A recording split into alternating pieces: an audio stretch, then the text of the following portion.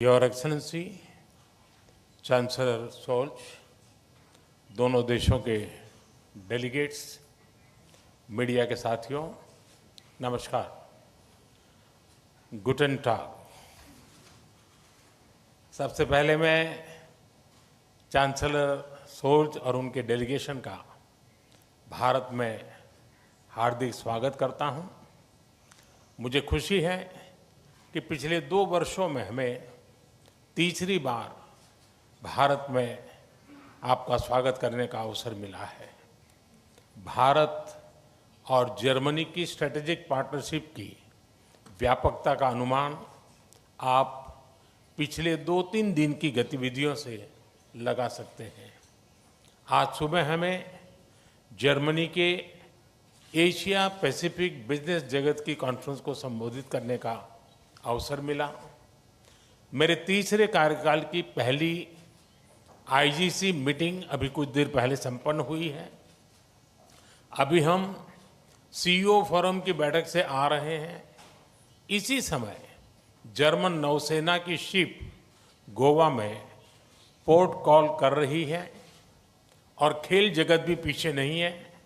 हमारी हॉकी टीमों के बीच फ्रेंडली मैच भी खेले जा रहे हैं।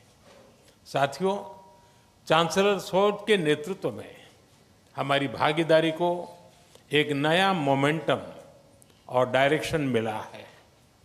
जर्मनी की फोकस ऑन इंडिया स्ट्रैटेजी के लिए मैं चांसलर सोल्ज का अभिनंदन करता हूं। इसमें विश्व के 2 बड़े लोकतंत्रों के बीच पार्टनरशिप को कॉम्प्रिहेंसिव तरीके से मॉडर्नाइज और एलिवेट करने का ब्लूप्रिंट है। आज हमारे innovation and technology road map launch किया गया है। Critical and emerging technologies, skill development और इनोवेशन में होल ऑफ गवर्नमेंट अप्रोच पर भी सहमति बनी है। इससे आर्टिफिशियल इंटेलिजेंस, सेमीकंडक्टर और क्लीन एनर्जी जैसे क्षेत्रों में सहयोग को बल मिलेगा और सिक्योर, ट्रस्टेड और रेजिलिएंट ग्लोबल सप्लाई और वैल्यू चेन्स का निर्माण करने में भी मदद मिलेगी। साथियों, रक्षा और सुरक्षा क्षेत्रों में बढ़ता सहयोग हमारे गहरे आपसी विश्वास का प्रतीक है। क्लासिफाइड इंफॉर्मेशन के एक्सचेंज पर बनी सहमति इस दिशा में एक नया कदम है। आज संपन्न की गई म्यूचुअल लीगल असिस्टेंस ट्रीटी से आतंकवाद और अलगाववादी तत्वों से निपटने में हमारे साझा प्रयास सशक्त होंगे।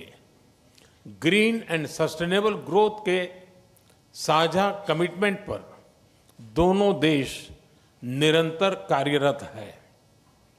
आज हमारी ग्रीन और सस्टेनेबल डेवलपमेंट पार्टनरशिप को आगे बढ़ाते हुए हमने ग्रीन अर्बन मोबिलिटी पार्टनरशिप के दूसरे चरण पर सहमति बनाई है और ग्रीन हाइड्रोजन रोड मैप भी लॉन्च किया है।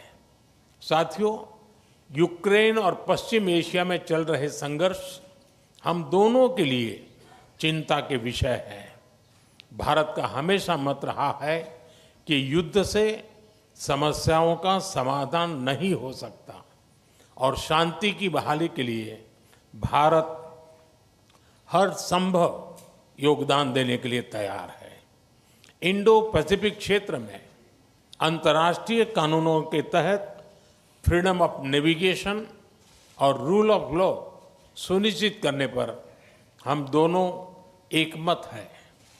हम इस बात पर भी सहमत हैं कि 20वीं सदी में बनाए गए ग्लोबल फोरम 21वीं सदी की चुनौतियों से निपटने में सक्षम नहीं है। यूएन सिक्योरिटी काउंसिल सहित अन्य मल्टीलेटरल इंस्टीट्यूशंस में रिफॉर्म्स की आवश्यकता है। भारत और जर्मनी इस दिशा में सक्रिय रूप से सहयोग करते रहेंगे। साथियों, पीपल टू पीपल कनेक्ट हमारे संबंधों का अहम स्तंभ है आज हमने स्किलिंग और वोकेशनल एजुकेशन में मिलकर काम करने का निर्णय लिया है। आईआईटी चेन्नई और ड्रेसडेन विश्वविद्यालय में भी समझौता संपन्न हुआ है, जिससे हमारे स्टूडेंट्स ड्यूअल डिग्री का लाभ उठा पाएंगे। भारत की युवा शक्ति जर्मनी की प्रगति और समृद्धि में योगदान दे रही है। हम जर्मनी द्वारा भारत के लिए जारी की गई स्किल्ड लेबर स्ट्रेटजी का स्वागत करते हैं। मुझे विश्वास है कि हमारे युवा टैलेंट पूल को जर्मनी के विकास में योगदान देने के बेहतर अवसर मिलेंगे। भारतीय टैलेंट की कैपेसिटी और कैपेबिलिटी में इस विश्वास के लिए मैं चांसलर शोल्ज का अभिनंदन करता हूं। एक्सेलेंसी, आपकी भारत यात्रा से हमारी पार्टनरशिप को नई गति, ऊर्जा और उत्साह मिला है। मैं कह सकता हूं कि हमारी पार्टनरशिप में क्लैरिटी है और इसका भविष्य उज्जवल है। जर्मन भाषा में कहूं तो आलेस क्लार, आलेस गुड। बहुत बहुत धन्यवाद। दाके शॉन।